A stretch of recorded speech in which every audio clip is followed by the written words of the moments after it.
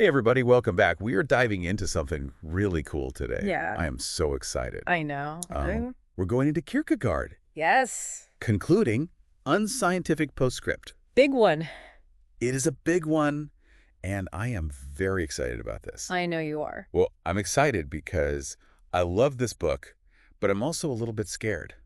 That makes sense. Because it's dense. It is. It's a hard book to read. It is a challenging one, but I think very rewarding. I think so too. If you can kind of get through it and wrestle with it a little bit. Wrestle with it. Yeah, and to be honest, like I don't know anybody who has like sat down and read the whole thing. Right. Like cover to cover. Yeah. It's more of like a... You kind of pick at it. Yeah, you pick at it and like you really like sit with certain sections and just kind of like turn it over in your mind. Yeah. Yeah. So that's what we're going to try to do today. Exactly. So if you are familiar with this work, or even with Kierkegaard, or if you're brand new to him, hopefully this will be a good kind of introduction. Yeah, for sure. So maybe we can start with a little bit of background before we jump into the ideas. Sounds good.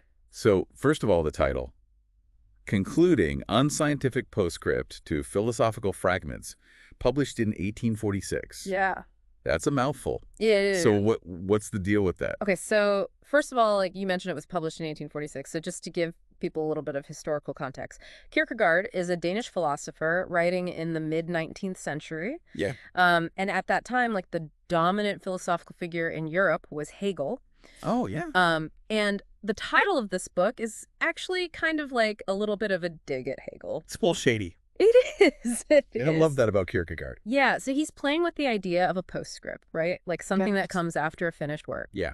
But he's also calling it unscientific, which is a direct contrast to Hegel's very systematic and rational approach to philosophy. Right. So right away in the title, we're seeing this kind of tension between faith and reason, between subjectivity and objectivity, which are all like key themes that we're going to see throughout the book. I love that he's doing that right from the beginning. He's setting us up. Yeah, setting the stage. Yeah, and just to add one more layer of complexity, he's not even writing this under his own name. Oh, right. That's the other thing. Yeah, so the book is attributed to Johannes Climacus, Right. who's a pseudonym that Kierkegaard uses, and then Kierkegaard himself kind of pretends to be the editor of the work. I know. It's like, what is going on? So you've got these layers of irony and indirection, which are really characteristic of Kierkegaard's writing style. Yeah, it's kind of sneaky. It is sneaky, and it can be frustrating at times. Right. But I think it's also really brilliant because he's trying to provoke the reader. Yes. He's trying to make us think for ourselves. He doesn't want to just give us easy answers. Yeah, he's forcing us to engage. Okay, so he's playing with this a little bit with this whole pseudonym thing in the title. Definitely. And I think you can see that playfulness and that irony throughout the book. Definitely. But at the heart of it, he's grappling with some really big ideas. Absolutely. Like some really fundamental questions about human existence. Yeah, and one of those big ideas is the nature of truth. Oh, yeah. Like, what is truth? Where do we find it? And his answer to that is pretty radical. It is. He says truth is subjective. Yeah. Which is kind of mind-blowing when you first encounter it. Well, especially in a time, you know, when everybody was all about like science and rationalism. Exactly. You know, the Enlightenment. Everyone's looking for objective truth, you know. Right, and he's saying, no, no, no. The math. Yeah. Or something. And he's saying, no, no, no. Truth is something that is deeply personal. Yes. It's about your individual experience. Commitment, yeah. Your relationship to whatever it is that you consider to be true. So think about your own life for a minute. Right. Like, what are the things that you hold to be true? And how have your experiences shaped those beliefs? Yeah. Because I think what Kierkegaard is saying is that you can't separate truth from the individual who's experiencing it. Absolutely. So, you know, we could talk about scientific facts or historical events. Right. But even those things are going to be filtered through our own perspectives. Yes, exactly. And the meaning that we give to them. So it's not about finding this one universal truth that applies to everyone. It's about understanding how truth functions in your own life. And taking ownership of that, right? Right. Like being responsible for your own truth. And that leads to another really important idea, which is the leap of faith. Okay, yeah. So Kierkegaard says that true faith, and he's talking specifically about Christian faith here. Right. True faith requires going beyond what we can logically prove. It's about embracing uncertainty Yeah. and making a commitment to something bigger than yourself. Yeah, I mean, he even says that faith is absurd. It is. Right. Like, it doesn't make sense from a purely rational perspective. Right, and that's so hard for us. It is hard for us, especially today. I think especially today, yeah. Yeah, we want evidence, we want data, we want to be able to explain everything. We want to see the receipts. Yes. But Kierkegaard is saying that faith is about letting go of that need for certainty. Yeah, and Yeah. surrendering to something that's beyond our comprehension. Yes. And that can be really scary. It is. It's terrifying. It is terrifying. But it's also, I think, incredibly liberating. It can be, yeah. Because it frees us from this need to have all the answers. Yeah, and it allows us to kind of step into the unknown. Yeah. And to kind of embrace the mystery of existence. So he's not saying that reason is bad. No, not at all. Or that we shouldn't use our minds. Right. He's just saying that there are limits to what reason can do. Yeah, there are some things that are beyond our rational understanding. Yes. And that faith requires us to step outside of those boundaries. Yeah. And to kind of make a leap into the unknown. I think that's so powerful. Yeah. And I think it's something that we often forget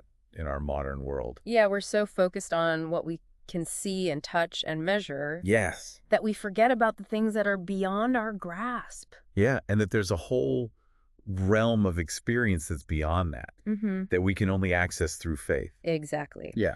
So another really interesting idea that Kierkegaard explores is the idea of existential stages. Oh, yeah. The stages of life. Yeah, he kind of maps out these different ways of being in the world. And they're not like, chronological stages. No, not necessarily. Like you're not going to be in the aesthetic stage when you're 5 years old. Yeah, exactly. And then you hit 30 and you're in the ethical stage. It's not like a linear progression. Right. It's not a linear progression. It's more about different modes of existence. Different ways of relating to the world and to yourself. Yeah. So he talks about 3 main stages: the aesthetic, the ethical, and the religious. And I think it's helpful to think of them as kind of like different lenses through which we can view life. Okay, yeah. So the aesthetic stage is all about living in the moment, Okay. seeking pleasure, indulging in sensory experiences. Mm-hmm. It's about kind of like immersing yourself in the beauty and the intensity of life. Yeah, like really savoring it. Exactly. Yeah. And there's nothing wrong with that. Like, it's a valid way of being in the world. I mean, who doesn't want to have a little bit of fun? Exactly. And enjoy life. Yeah. And experience those things. But Kierkegaard is saying that if we stay in that stage indefinitely, we're kind of missing out on something deeper. Right. It becomes shallow. Yeah, it can become shallow and ultimately unsatisfying. Right. Because it's all about kind of like consuming experiences rather than creating something meaningful. And that's where the ethical stage comes in. Exactly. So the ethical stage is about responsibility. Okay. It's about making choices based on principles. Yeah. And about recognizing that our actions have consequences. It's like growing up a little bit. Yeah, it's like realizing that we're not just isolated individuals, Yeah. but that we're part of a larger community. Yeah. And that we have obligations to others. It's about being a good person. Yeah, it's about trying to live a good life. And living according to your values. Absolutely. And not just what feels good in the moment. Right. So it's a step up, in a way. It is, yeah. From the aesthetic stage. Yeah. It's a deeper level of engagement with the world. Exactly. But then there's one more stage, right? Yes, there's one more stage, and that's the religious stage. Which is the hardest one to understand. It is. It's the most elusive. Yeah, the most difficult. And I think partly that's because it's not something that you can just like achieve Right. through effort or willpower. It's not like a checklist. It's not a checklist. Yeah. You can't just, do these things and then you're in the religious stage. Exactly. It's more about a transformation of the self. Yeah. It's about a kind of surrender to something that's beyond our control. So how would you describe the religious stage? Okay, so for Kierkegaard, the religious stage is all about faith, like we were talking about earlier. Right. It's about making that leap beyond reason. And committing yourself to something that you can't fully understand or explain. And that's the paradox of faith. Right. It is. It's a paradox. Because you can't prove it. You can't prove it. You have to believe it. And yet, it's the most important thing in the world. It's like the ultimate truth. Yeah, it's the truth that transcends all other truths. So how do you get there? That's the million-dollar question. Yeah. And I don't think Kierkegaard gives us a clear answer. No.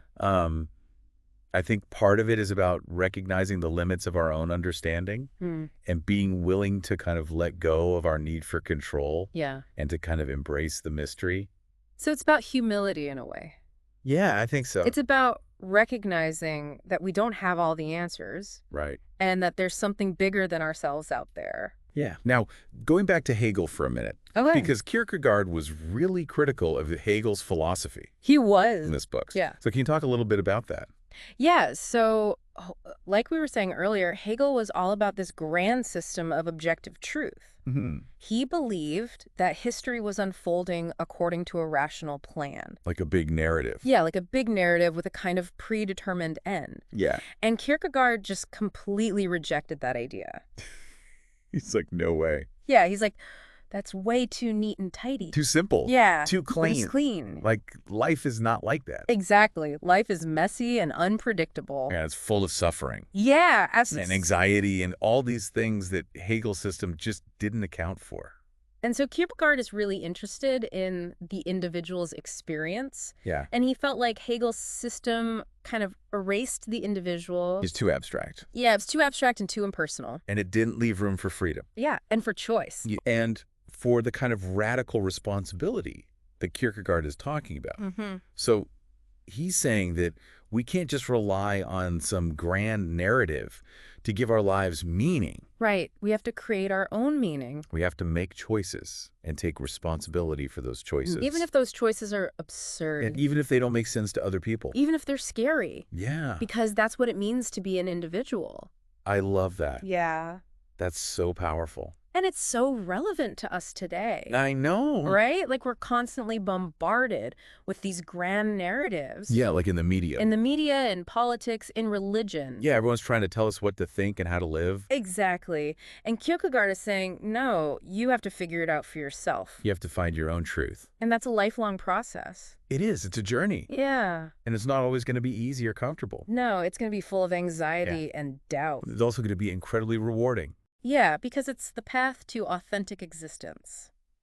So what does this all mean for us? That's a big question. I know. Like, how do we take these ideas and apply them to our own lives? I think one way is to just be more aware of the stories that we're telling ourselves. Yeah. About the world, about ourselves. And to question those stories. To question them, yeah. To see if they're really serving us. And to see if they're really true. Yeah, because we all have these narratives that we carry around with us that shape our perceptions and our choices. And sometimes those narratives are helpful, but sometimes they can be really limiting. Yeah, they can hold us back. Yeah. So I think Kierkegaard is encouraging us to be more critical of those narratives. And to be more intentional about the stories that we choose to believe.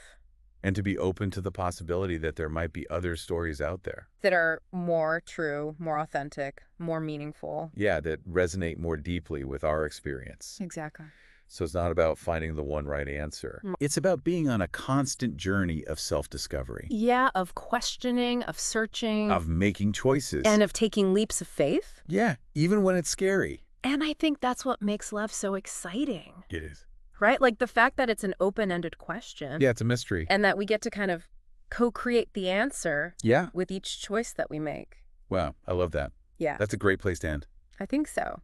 So if truth is subjective, how do you find your truth? Yeah. How do you make meaning in a world that's full of competing narratives and different ways of being? That's something for you all to ponder. To wrestle with. Yeah. Until next time. Yeah. Thanks for joining us on this deep dive into Kierkegaard. Thanks for having me. Yeah. I enjoyed it. Me too. It was fun. Yeah, Kierkegaard's always fun. Always. Always a party. Yeah. All right. See you next time. See ya. Bye.